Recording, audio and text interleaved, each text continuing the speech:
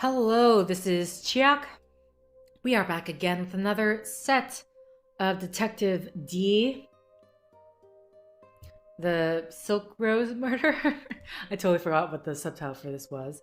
But this coated rag apparently has minty aroma. Can you identify the origin of the oil on this rag? It's peppermint. Peppermint, are you certain? Positive. Granted, I don't generally cook with it, but it's a fine medicinal oil, perfect for clearing a mild headache, or perhaps a severe case of drunkenness. Wonder whether this stuff will wake you right up. Yes, of course. The killer had planned to put everyone to sleep, including the ambassador, but needed a way to wake him up. Thank you, Chef Chu. I keep saying Chief. Thank you, Chef Chu. That was very helpful. See, that's probably why I keep screwing up. I keep wanting to say chief, but it's chef. Your title's not that far.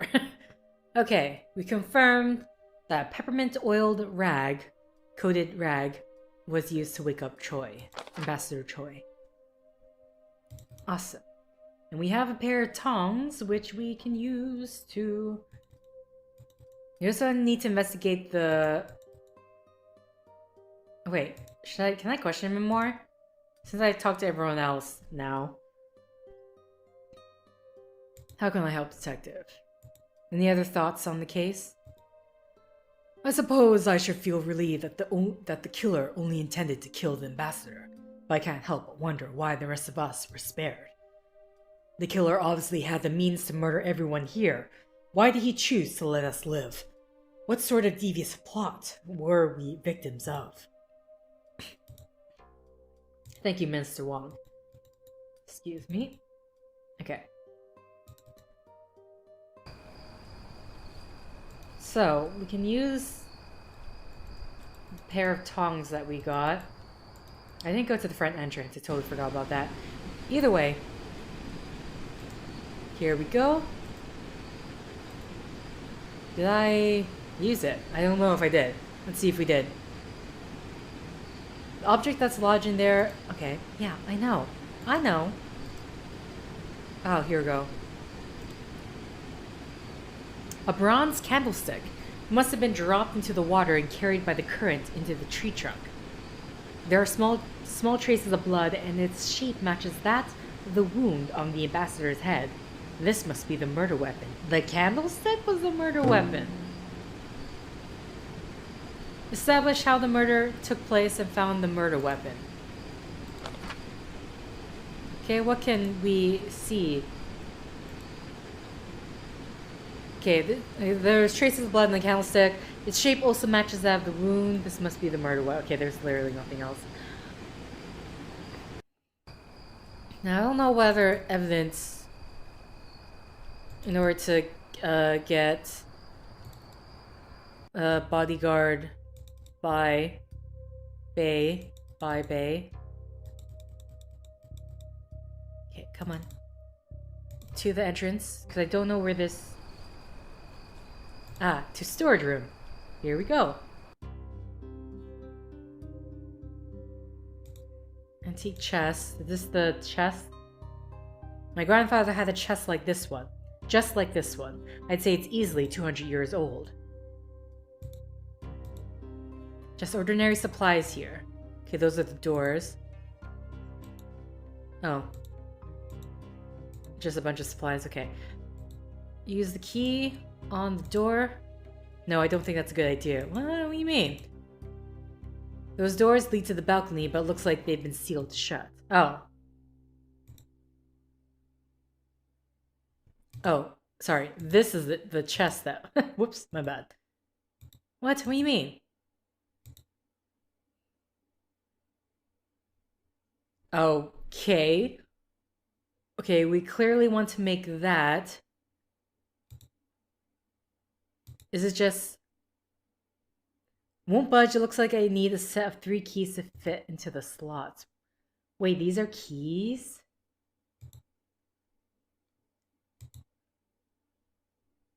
Oh wait, sorry. Ah!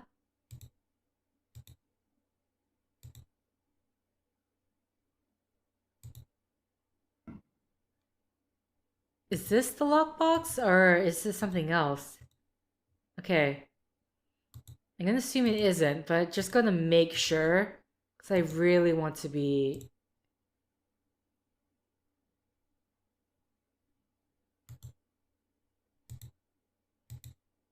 Also, where are we going to use it with this candle? Okay. House supplies.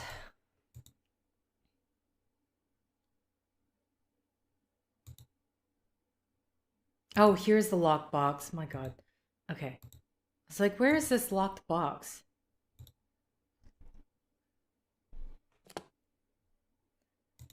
Okay. Oh, something's... This candle's coloration is different from the others. Its midsection appears to be darker. The rest of the candles are unscented, but this one has an unusual odor. Fortunately, I can't make out what it is. Okay, well, grab it. That's it, huh? House supplies, chairs. A few spare chairs. Okay.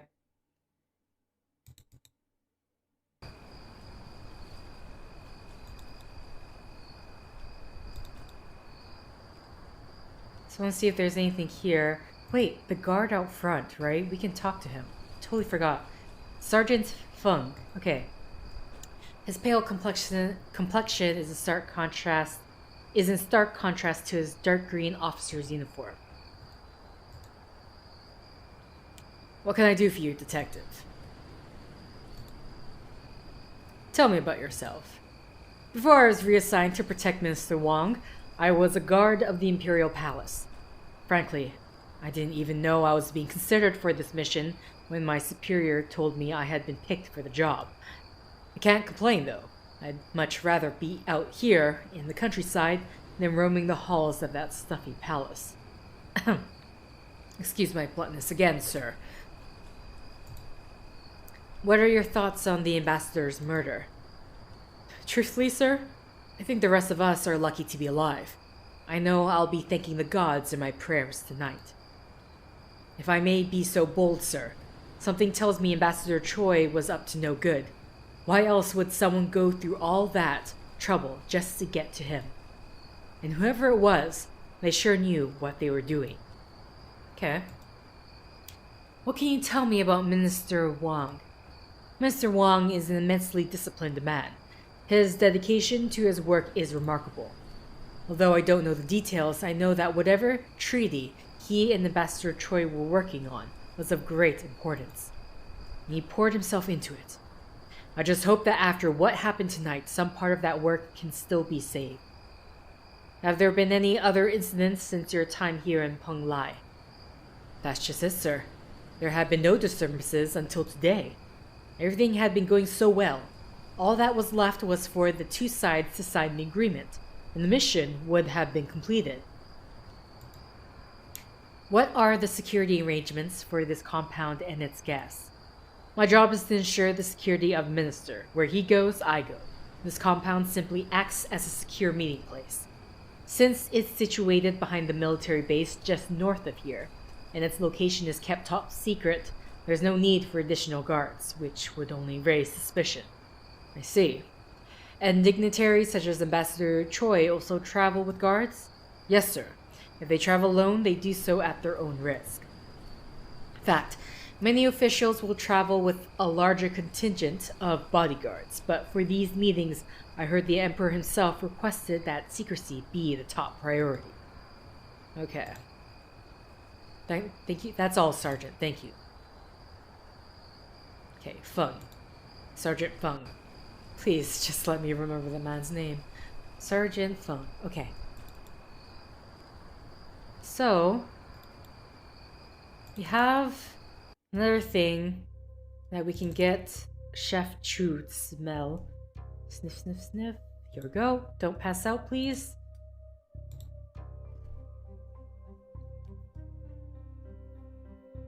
Do you recognize the scent of this discolored part of the candle? Yes, that's the same faint metallic scent that I detected in the air just prior to falling unconscious. It's hard to pinpoint since the substance is meant to be burned, but I'd wager a full purse that we're dealing with some form of opium. Opium? Can it be used to induce sleep? I suppose in the hands of a skilled chemist or herbalist, it could be harnessed in such a way. Thank you for your assistance, Chef Chu. Okay, so we have two things found two things left. So is the murder weapon what can be used to detect? Just want to see. Any other conversation points? No, didn't think so. Okay. So let's have a chat with the bodyguard Bye.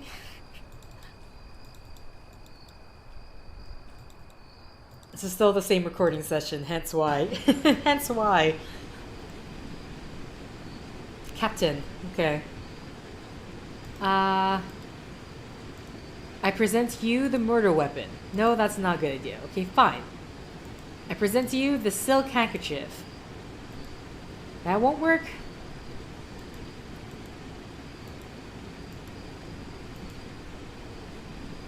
What? None of this will work. Do we just talk to him then, maybe? Of the evidence we found? I'd like to tell you what I've discovered so far. Okay. Appears that I've misjudged you, Magistrate D. Then I trust you understand the gravity of this situation. I certainly do, sir. But the truth is I failed at my job, and now the Ambassador is dead. The Ambassador was a strict man, but he was always fair and honorable. But I failed him. I failed my country, and now my family will know shame for a generation because of it. If only I could face the killer right now, I would surely. Now is not the time for temperamental outbursts, Captain. If you wish to help, only a clear mind can be of any use. I'm sorry. I shouldn't have let my emotions take over. Tell me what you remember. Truthfully, I am as confounded now as I was when I first fell unconscious. I was standing in the corner of the sitting room, observing the ambassador and the minister, when suddenly I could no longer support my own weight. My head was spinning and my balance was gone. I fell hard to the ground and then blackness. You see this? This bump on my head was not there earlier today. I can tell you that. What happened after you woke? When it became clear that the ambassador was not inside the house, I had a hunch that he might be here, so I came running immediately. That's when I discovered his lifeless body inside the cave. How did you know he would be in the grotto? He was just a guest, sir. You see, the ambassador spent much of his time here when he wasn't working. He enjoyed this garden very much, in particular this waterfall. He would often spend entire afternoons out here and inside the cave. On those days, he seemed peaceful. Did anyone ever join him in the cave? No, sir, never. This was the only entrance, and I was always standing guard. At this very spot, in fact. No one else could have gone in without me knowing. What about you? Did you ever join him inside? No, the master made it very clear that he was not to be disturbed. Okay. Did you notice anything unusual about the ambassador? Ambassador Choi was a very private man. We rarely talked about anything other than official business. But from my vantage point, he did strike me to be especially preoccupied in recent weeks. Preoccupied? How so? I can't explain it really. There was just this look in his eyes, like his mind was drifting, you know? Like that look on someone's face when they're daydreaming.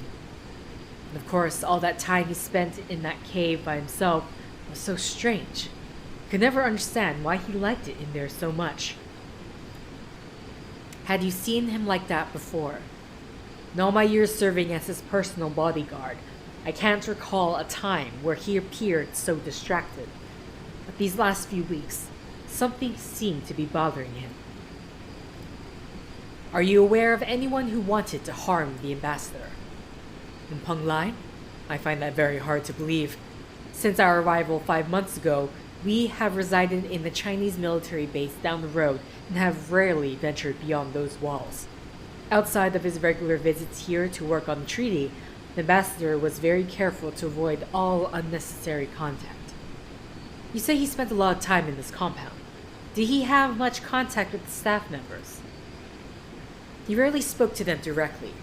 Most of the time, if he had any requests, they were delivered by me. Those were usually the mundane type, like asking the cook to put less salt in his meals, or requesting the maidservant to put his cap out to dry. Ah, that reminds me. Need to retrieve the ambassador's cap from the main courtyard.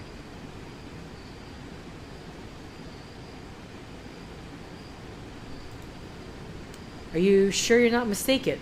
There's already a cap near the ambassador's body. How can it be in the main courtyard? Ah, yes.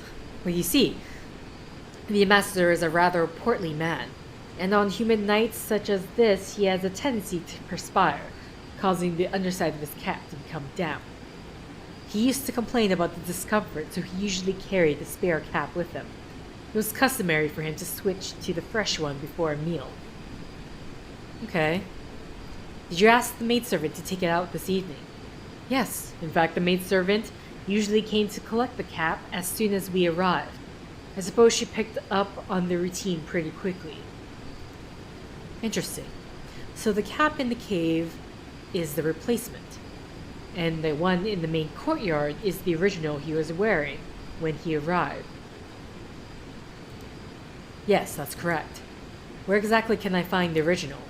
I think the maidservant usually puts it on the stone bench by the north wall of the main courtyard. In that case, allow me to retrieve the hat for you, Captain. I'll be sure to return it to you after I've examined it. Of course. Thank you, Magistrate D. Okay. I don't recall seeing a cap. Unless I just missed it. So the one with the threatening note... Oh no, but the maidservant would have already picked it up, right? Come on. Sunying? Okay. Saska Sunying, where it may have been. I was told you were responsible for replacing the ambassador's cap. Was that the case tonight? That's right, sir. He always leaves an extra cap here so that I can dry it and have it ready for his next visit. Today was especially humid, so I knew he wanted his replacement right away. I put the one he was wearing on the stone bench in the main courtyard. That's the best spot to dry it. Okay. Oh, okay. Main courtyard? Okay, so do I just have to examine the... No, I don't need to talk to him. Okay, yes, this is the main courtyard.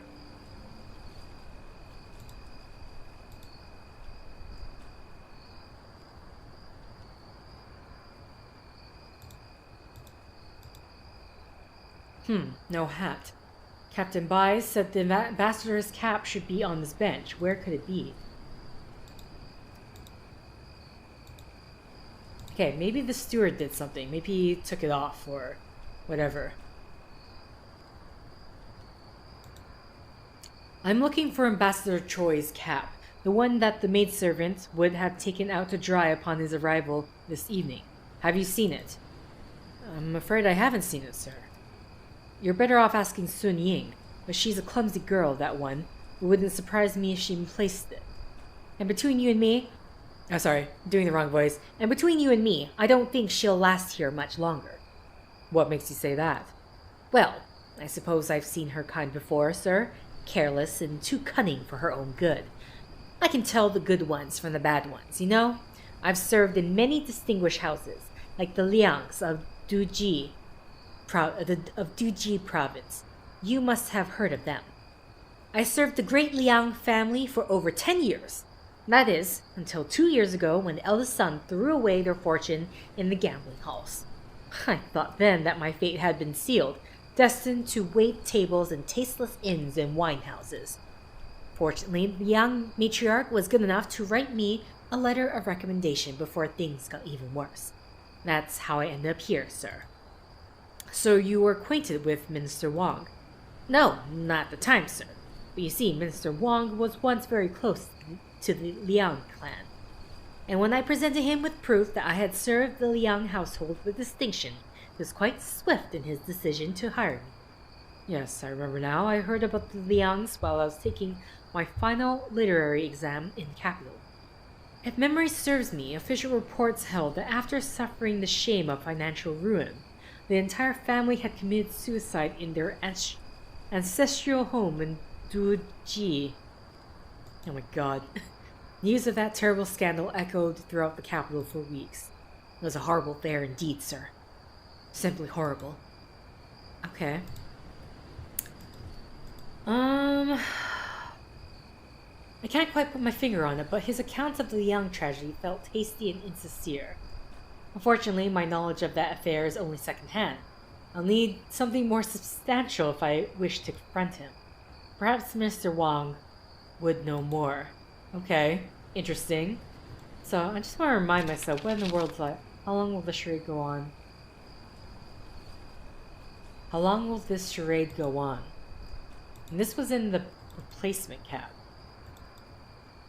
Mind you, there is still that locked box. Not the locked box, the locked, what do you call it? Fine, it is a box, but I didn't want to confuse it with the one we already opened. Mr. Song told me an interesting tale about how he became steward of this estate. He credits a letter written by the late Madame Liang of Duoji. Yes, that is true. I hired him largely on strength of that recommendation.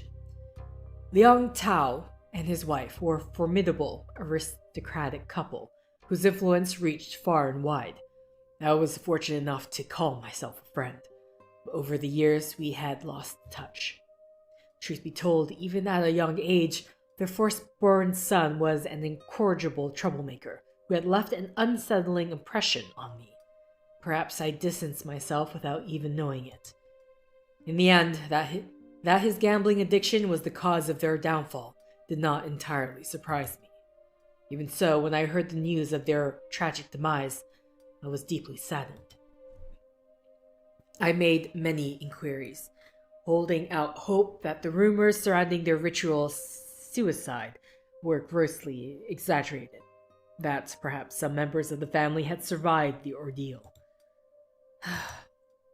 I understand this is a sensitive personal matter for you, Minister, but I assure you I wouldn't be asking if it wasn't important. Very well. My initial inquiries were fruitless, until one day, months later, I received word from a reliable source that someone had indeed escaped unharmed. Although Madame Liang had accepted the path that her husband had chosen, her compliance did not extend to take the life of their 3-year-old granddaughter. She secretly made sure the young one was spared the lethal dose of poison that killed the rest of them. How remarkable. Indeed, that little girl, she is nothing less than a miracle. With luck, she will live out the rest of her life peacefully in Chengdu, where we were able to locate a distant relative willing to take her in. So you see, when Song came to me with that letter of recommendation, I took it as an act of providence, one last opportunity to do right by my old friends. Okay. Thank you, Minister Wang. Now that I know more private details about the Liang affair, I can confront Song to see if his story holds up. Hence, the granddaughter. The granddaughter? Did they say the granddaughter or just the 3-year-old daughter? Stupid Song, I have some questions for you. You mentioned your service for the Liang family in Duoji. Just now, the minister and I were debating a finer point concerning that affair. I thought surely, if anyone could help us settle the question, it would be you. I hope you can indulge my curiosity. But sir, aren't there more pressing matters to attend to? Let's do this the easy way. I'm afraid you misunderstood me.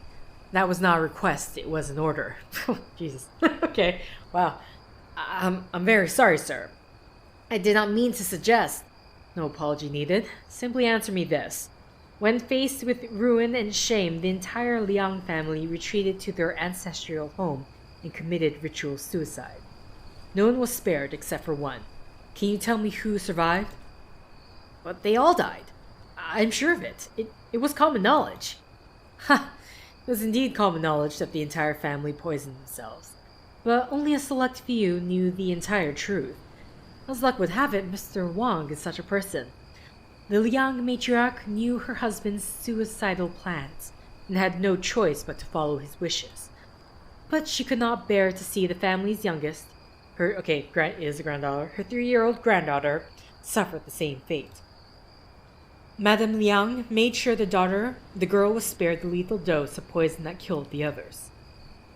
But you could not have known that, since contrary to your false claims, you never worked for the Liangs at all. But not another word. Your crude and callous retelling of the Liang affair never did sit well with me. How could a man devoted to the same family for so long recount such a tale with such utter lack of sentiment? You're an opportunist, but not a very smart man.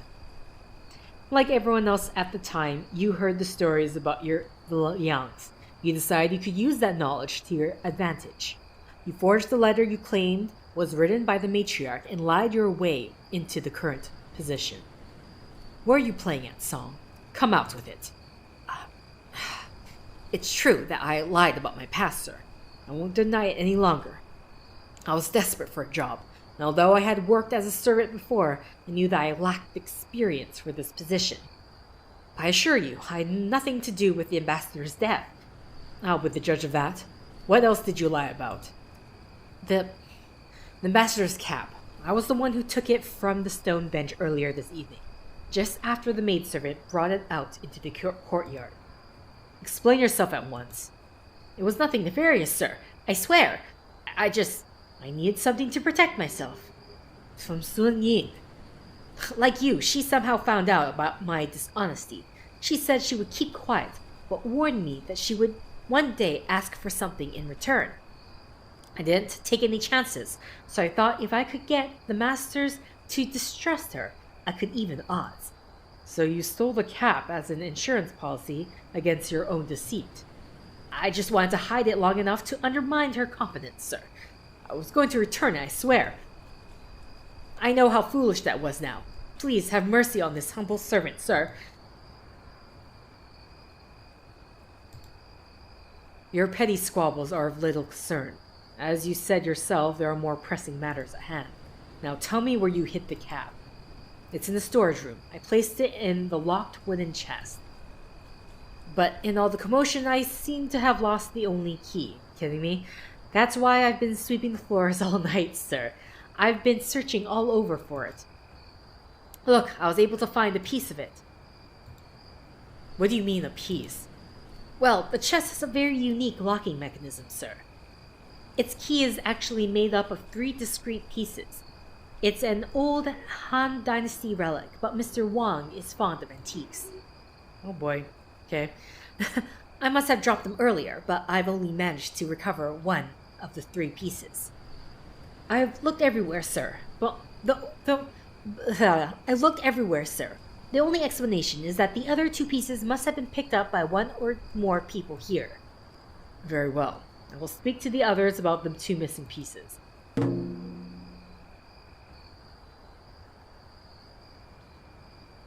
And learned where he hid Choi's original cap. Okay, caught Song lying about his past and learned... Okay, there's one more evidence in order to find... Okay, so obviously I should question Sun Ying first. Come on, come on. Madame? Excuse me? She's gone. Okay, well, interesting.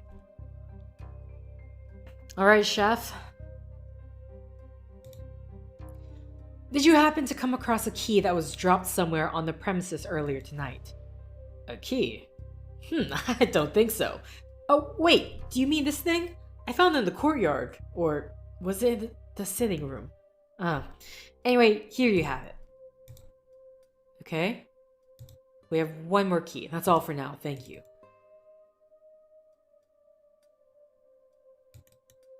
Actually, I probably could have gone the other side. Now, is she upstairs trying to get into that locked box? I'm wondering.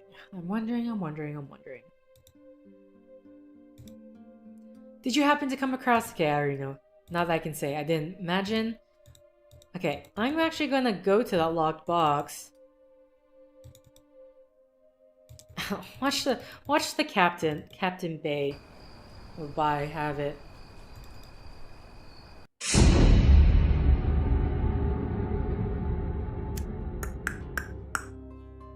Well. Okay. You know, I was thinking like maybe she's up here fiddling with the chest. No, she has hunged herself. Heavens no. Damn it. Clearly suicide, but why? There's no mistaking it. She committed suicide right under our nose. I mean, there's only you and no one else, not that many other people. It's not like you can watch everyone. Dead, yet her body's still warm. She was alive only minutes ago. Well, damn. Anything different around here?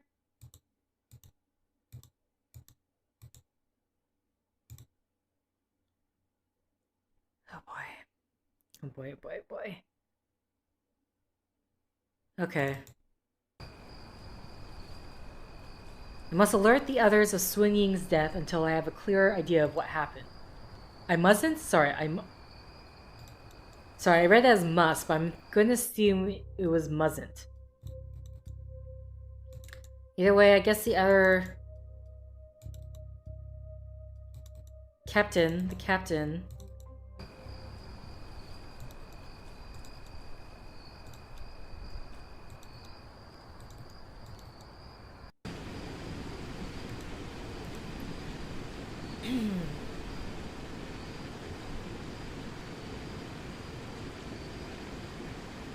Okay, we don't know. Need to know. We already know what happened to Cap. Did anyone happen to come across a key that was dropped somewhere on the premises? No, sir, I didn't come across any key.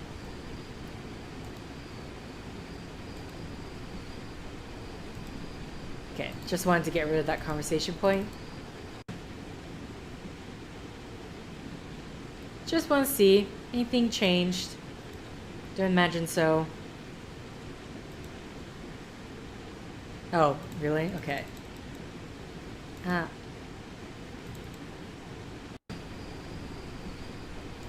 Okay.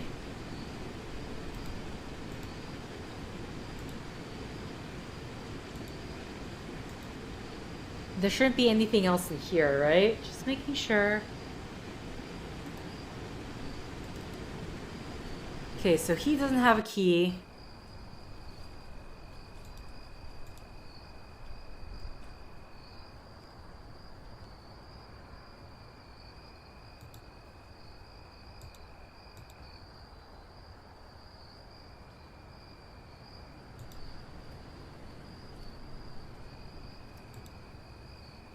Just want to see, I don't know if the key is maybe somehow in here.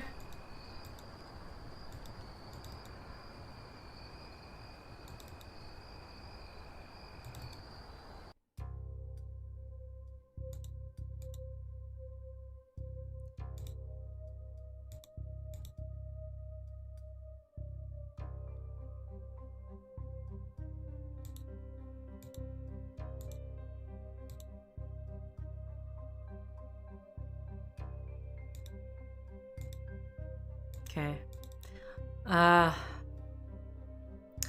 Where could this last key be? I tried checking her body, I know I did. Unless I missed it.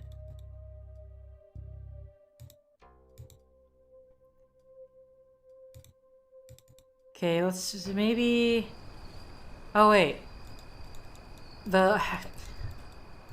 Sergeant Feng, did you find a key?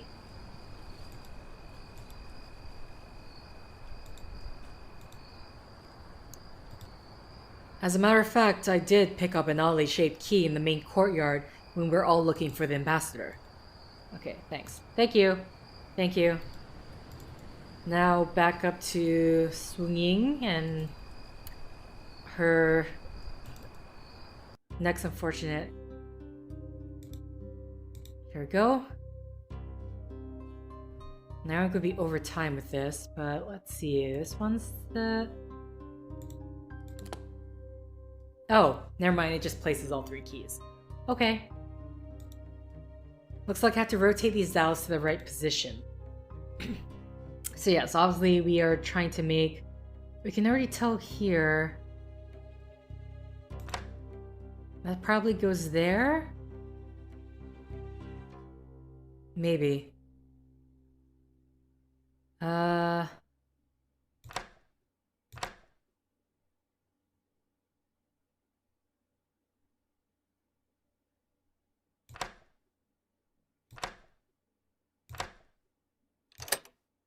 There we go. Oh wait. No, that wasn't the right combination. It looks like the lock resets itself if the position of the dials aren't correct after a total of 6 turns. Interesting. Okay. Well,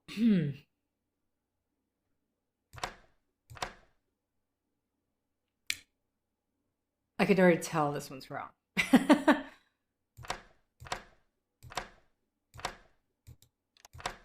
There. Oh, damn it. Though maybe this is it. Right here. That doesn't look too bad. I'm not sure about this one though.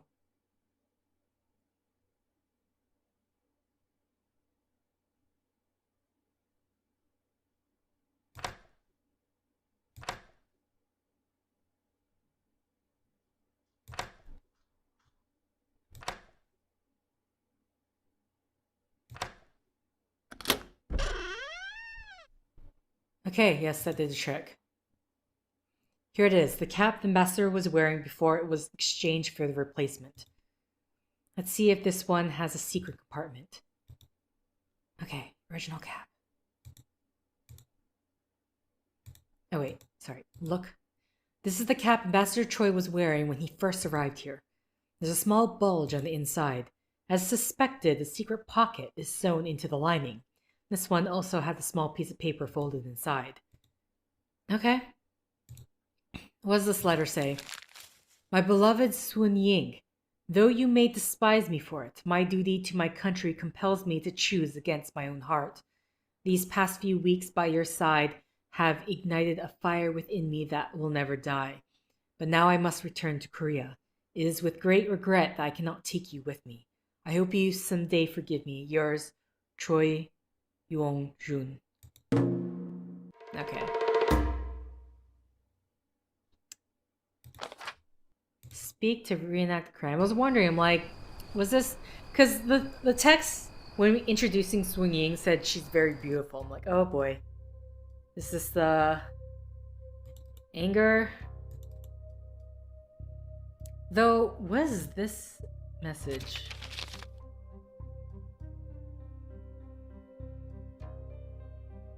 Okay. She sent that to him, and then that was his response letter, I'm going to assume.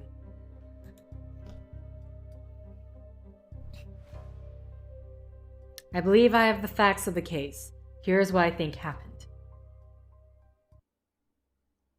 Case reenactment. Okay. So, am I, How am I putting this together? Or is it just doing that? Okay, never mind. At first, what took place here tonight seemed overwhelming. A secret diplomatic mission, a mysterious sleeping gas, a cold-blooded murder, and in the end, an inexplicable suicide. But at the heart of the matter was but a single connection between two people, Ambassador Choi and Sun Ying. Unbeknownst to even his bodyguard, the two of them were exchanging letters upon each visit to this compound. To accomplish this, they used using the pretense of switching caps for the ambassador, the two of them managed to create a private line of communication. Okay.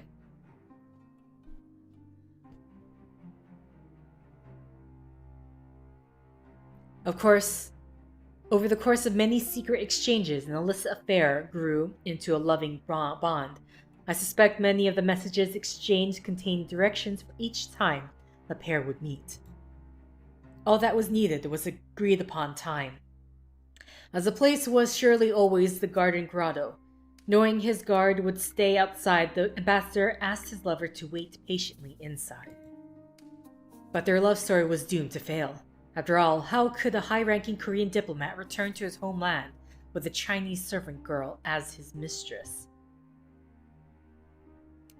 It is a bit of truth, an all too rigid view of love, but truth the ambassador had come to accept.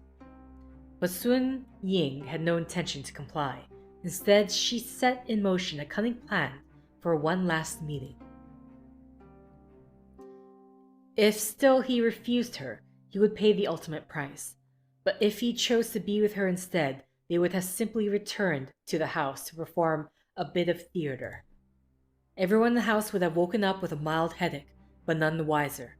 But Ambassador Choi did not have a change of heart, and so she carried out her vengeful killing. While his back was turned, Candlestick?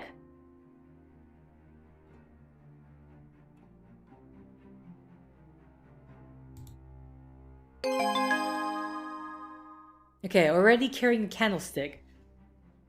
Already carrying a candlestick, Sun Ying waited until the opportune moment to strike. The ambassador never had a clue.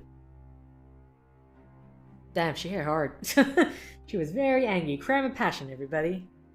Well, I mean, she planned it out. It wasn't quite crime of passion, was it? She had managed to fool everyone into thinking that she had fallen unconscious as well, likely using a rag or handkerchief to cover her nose and mouth, so fleeing was not necessary.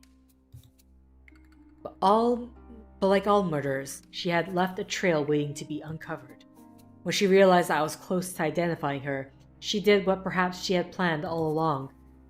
She committed suicide to join the ambassador. What took place here tonight was a love affair gone wrong. There were no political machinations at play, no revolutionary plots to unravel. It was a simple tale of passion and rage.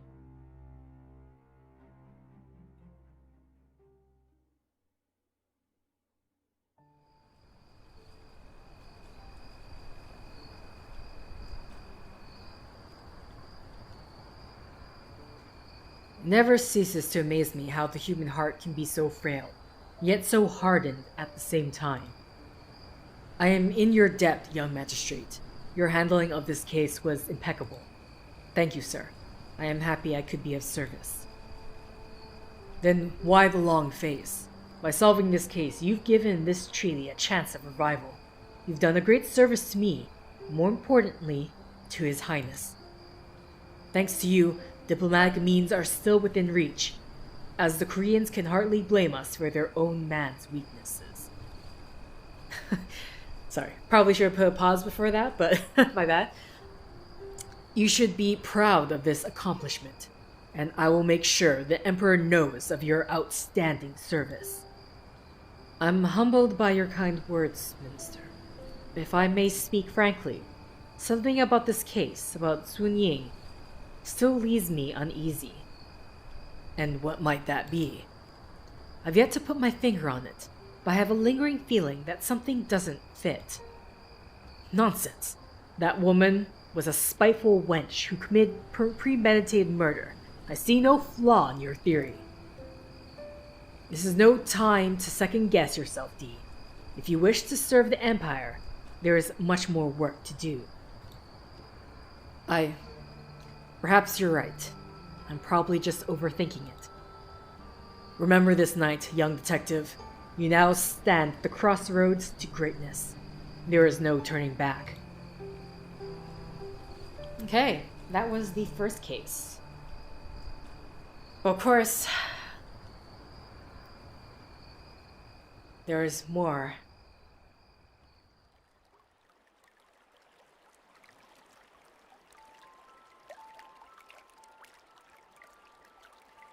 The Stranger of the Dream.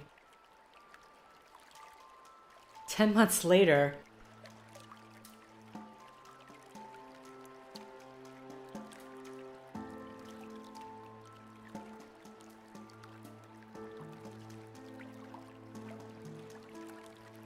I've been here before. Some invisible force is pulling the boat forward. Through the fog, I could see a small island with a tower standing at its center. It beckons me.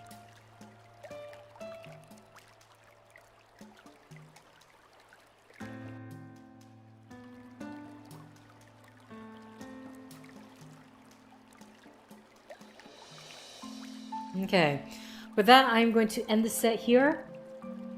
So, thank you for liking if you like, thank you for commenting if you commented, thank you for subscribing if you subscribed, thank you for favoriting if you favorited, thank you for simply clicking on this video.